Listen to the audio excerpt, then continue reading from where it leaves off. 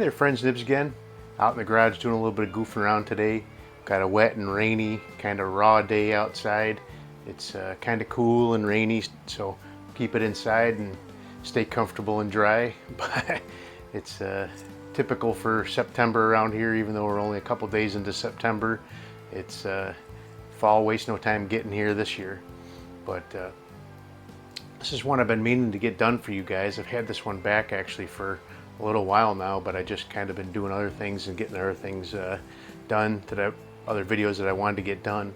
But seeing as how it's a nice rainy day, this would be a perfect day to get this one on camera. But you guys have seen this one a few months ago actually, and I did an unboxing on it, and I had bought a seal kit for it, and I put it in there myself, and it just would not seal. I couldn't figure out what was going wrong with it, so I decided to, instead of keep goofing around with it, I sent it into Henry Ford gunsmithing, and he took care of it. And I'm not going to tell you how much he charged me, but he definitely didn't charge me enough again.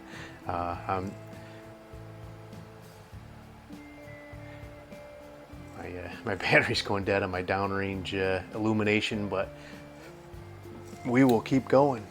But he did take care of it, and it's actually shooting pretty good now. These were never known to be a powerhouse. They're just kind of a plinking gun. I did run it across the Crony, and we're averaging about 305. So it's never going to be a powerhouse. And he said these are never, these never were a powerhouse, never will be a powerhouse. But what he found was actually whoever had it before me had probably taken it apart, and they actually damaged the seal, the sealing surface on the internal valve, and so he had to actually replace one of the metal pieces inside that the valve butts up against to actually get it going. So I would have never figured that out, and I'm not sure how he did either, but it doesn't matter. He fixed it and got it back to me, and it's now shooting really good. Like I said, there is one issue, and after I shoot a target, I'll show you what the problem is, and maybe somebody can help me out with figuring out how to resolve this problem. But we'll go ahead and shoot a group with it first. I'm going to shoot, I'll shoot 5 shots, and I'll pump it up at the maximum 8 pumps.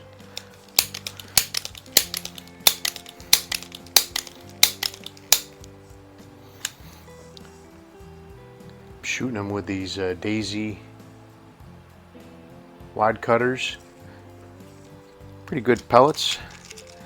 I bought them to try to shoot out of my Crosman 600, but they're not long enough. The overall length is only 0.25 inches, and that really has a very specific, needs a 0.268 to be for the loading mechanism to work properly.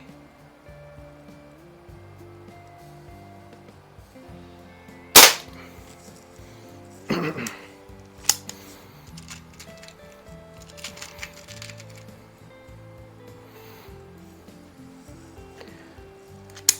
really like shooting these 22 caliber pistols and air rifles.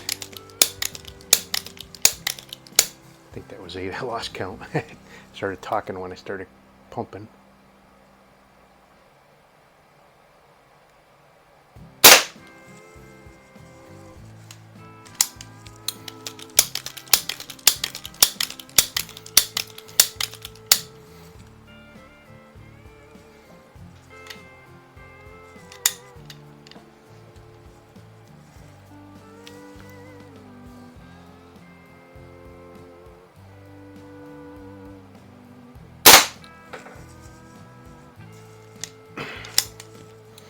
Doing pretty good as far as accuracy goes.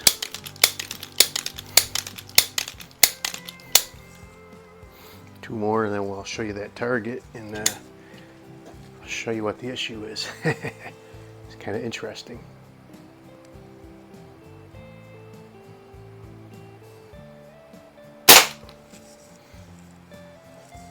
All right, let's get this last one down there.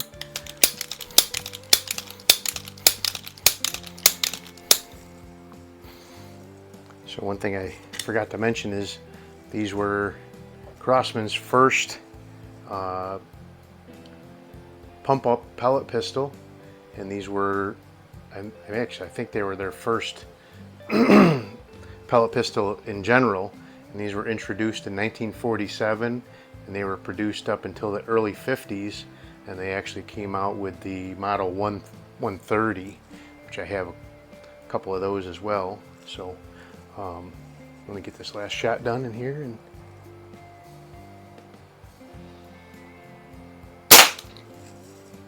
pulled that one a little low, but that's okay. Stand by while I grab this target. All right, so here's the target. Not too bad a grouping, but the problem is I'm not aiming at this bullseye. I'm aiming at this bullseye. I have the rear sight adjusted up as high as it'll go, and even if I use the aim point to the bottom of this post and not the top of this post, I'll put the bottom of this post in the top of that notch. I still do not get up to this bullseye here, even though I was aiming so that the top of this notch was in the top of this, or top of this post was in the top of this notch, and I'm shooting about 4 inches low. But even if I go to the bottom of this notch, into the bottom or top of this rear notch, I only come up about this high where the front sight blade is. So no matter how I adjust it, even if I ground that whole post off and had this thing up as high as it would go, I cannot get my point of impact to come up to be zeroed, I guess you would say. So looking for a little bit of input from the experts out there. I'm definitely not an expert. I'm just having a lot of fun with my air guns. But there's my model 106, shooting a pretty good group. I mean, it'll plink tin cans all day. If I shoot right at the top of the tin can, I'm hitting about in the middle of the tin can.